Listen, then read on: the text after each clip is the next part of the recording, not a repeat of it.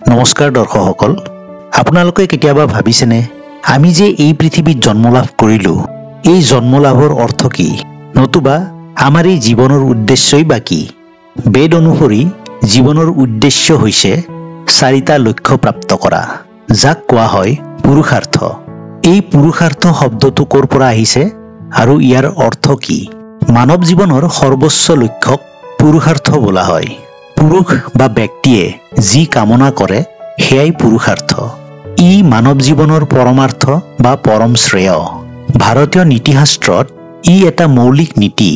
পুৰুষাৰ্থ শব্দৰ অৰ্থ হৈছে পুৰুষ বা মনুষ্যৰ বাবে আধ্যাত্মিক পূৰ্ণলাভৰ বাবে যিবিলাক উপায় অৱলম্বন কৰা যায় সেইবোৰেই পুৰুষাৰ্থ।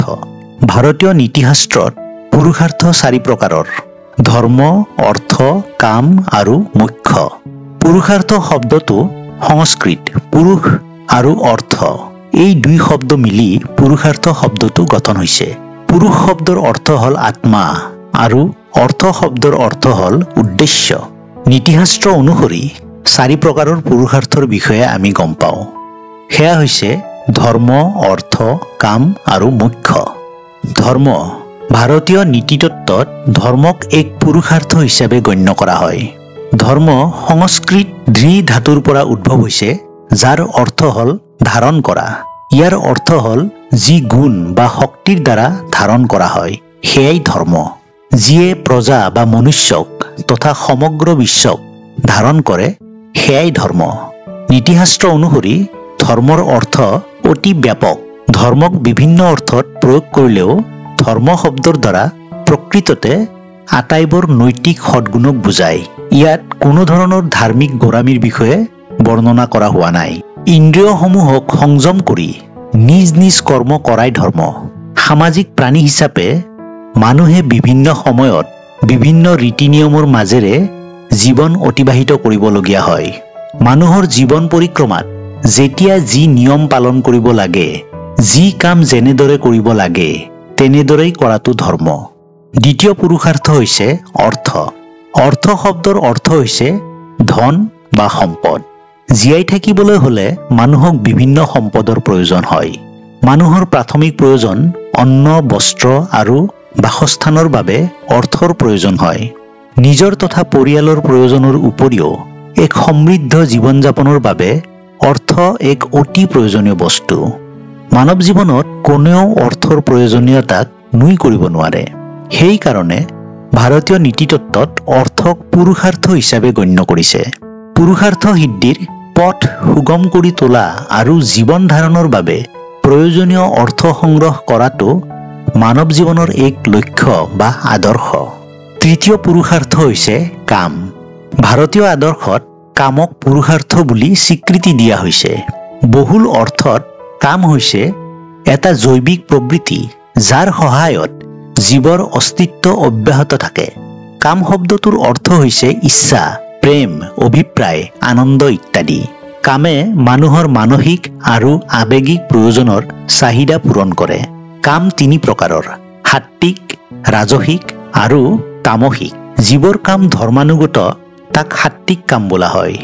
বিষয়, বাসনা, ভোগ, বিলাস, ইন্দ্ৰিয় ভোগৰ বাবে উদ্ভৱ হোৱা কামক ৰাজসিক বোলা হয় আৰু নিদ্ৰা, আলস্য ইত্যাদি হৈছে তামসিক কাম। কাম মানৱ জীৱনৰ সুখ আৰু আনন্দৰ উৎস। বংশৰক্ষা আৰু সামাজিক বিকাশৰ গুৰিতেই হ'ল কাম।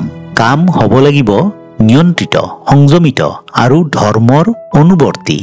ভাৰতীয় নীতিশাস্ত্ৰ অনুসৰি মাৰ্জিত, সংযমিত কামহে মানৱৰ পুৰুষাৰ্থ। চতুৰ্থ পুৰুষাৰ্থ হৈছে মোক্ষ। শাস্ত্ৰ অনুসৰি মোক্ষক পৰম পুৰুষাৰ্থ হিচাপে গণ্য কৰা হয়। মোক্ষৰ অৰ্থ হ'ল মুক্তি। মোক্ষ লাভেই হ'ল মানৱ জীৱনৰ চৰম লক্ষ্য। মোক্ষ বা মুক্তি লাভৰ জৰিয়তে জন্ম মৃত্যুৰ সংসাৰৰ চক্ৰৰ পৰা হাত সাৰিব পাৰি।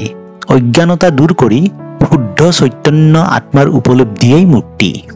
এই মোক্ষ লাভৰ পথ 3টা: কৰ্মযোগ, জ্ঞানযোগ আৰু ভক্তিযোগ। কৰ্মযোগ হৈছে কৰ্ম মাৰ্গৰ সহায়ত ঈশ্বৰৰ লগত যুক্ত হোৱাই কৰ্মযোগ। গীতাৰ মুখ্য উপদেশ হ'ল কৰ্মযোগ। গীতাৰ প্ৰতিপাদিত বিষয় হ'ল নিষ্কাম কৰ্মযোগ, যাক আমি কৰ্মযোগ বুলি জানো। শাস্ত্ৰমতে মুখ্য লাভৰ আন এটি মাৰ্গ হৈছে জ্ঞান যোগ। জ্ঞান তিনি প্ৰকাৰৰ: তামসিক, ৰাজসিক আৰু সাত্বিক। যি জ্ঞানৰ দ্বাৰা কোনো ব্যক্তি সামগ্ৰিকভাৱে একেটা কামতে নিয়োজিত হৈ থাকে, যি জ্ঞানৰ মাজত সত্যতা নিহিত নাথাকে আৰু যি জ্ঞান পৰিমাণত অলপীয়া, সেই জ্ঞানকে তামসিক জ্ঞান বোলা হয়। তামসিক জ্ঞানতকৈ অলপ ওপৰৰ শ্ৰেণীৰ জ্ঞান হ'ল ৰাজসিক জ্ঞান। গীতামতে যি জ্ঞানৰ সহায়ত কোনো এজন ব্যক্তিয়ে দেখে যে প্ৰতিটো বেলেগ বেলেগ দেহতে একোটাকৈ পৃথক জীৱসত্তা আছে, সেই জ্ঞানকে ৰাজসিক জ্ঞান বোলা হয়। আকৌ সাত্বিক জ্ঞান হৈছে যি জ্ঞানৰ সহায়ত অসংখ্য বেলেগ বেলেগ ৰূপলৈ বেলেগ হৈ থকা জীৱসমূহৰ মাজত এটা অভিব্যক্ত আধ্যাত্মিক তত্ত্বক দেখিবলৈ পোৱা যায়। সেয়াই হৈছে সাত্বিক জ্ঞান। মুখ্য লাভৰ তৃতীয়টো মাৰ্গ হৈছে ভক্তি যোগ।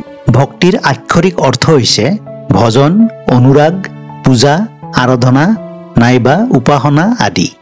ঈশ্বৰৰ প্ৰতি গভীৰ অনুগত্য আৰু শ্ৰদ্ধাই হৈছে ভক্তি। ঈশ্বৰৰ ওচৰত একান্তভাৱে নিস্বাৰ্থভাৱে আত্মসমৰ্পণ কৰাটোৱেই হৈছে ভক্তি। গতিকে দৰ্শকসকল, যদিহে আমি ভিডিঅ'টোৰ আৰম্ভণিতে উল্লেখ কৰি অহা 4 পুৰুষাৰ্থ লাভ কৰিবলৈ সক্ষম হওঁ, সেয়াই হৈছে আমাৰ জীৱনৰ উদ্দেশ্য। নতুবা আমি যে এই পৃথিৱীত জন্ম লাভ কৰিছোঁ, সেই জন্ম লাভৰ অৰ্থ। গতিকে বন্ধুসকল, আজিৰ ভিডিঅ'টো আপোনালোকৰ কেনেকুৱা লাগিল তলত কমেণ্ট কৰি জনাবলৈ নাপাহৰিব। আৰু লগতে এয়াও উল্লেখ কৰিব যে আগলৈ আপোনালোকে কেনেকুৱা ধৰণৰ ভিডিঅ' এই চেনেলটোত বিচাৰে। আৰু যদিহে এতিয়ালৈকে মোৰ এই চেনেলটো ছাবস্ক্ৰাইব কৰা নাই, অনুগ্ৰহ কৰি ছাবস্ক্ৰাইব কৰি ৰাখিব আৰু ওচৰত যিটো বেল আইকন আছে, বেল আইকনটো প্ৰেছ কৰি ৰাখিব।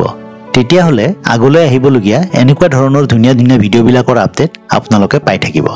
আজিলৈ এইখিনিতে সামৰণি মাৰিছোঁ। ধন্যবাদ।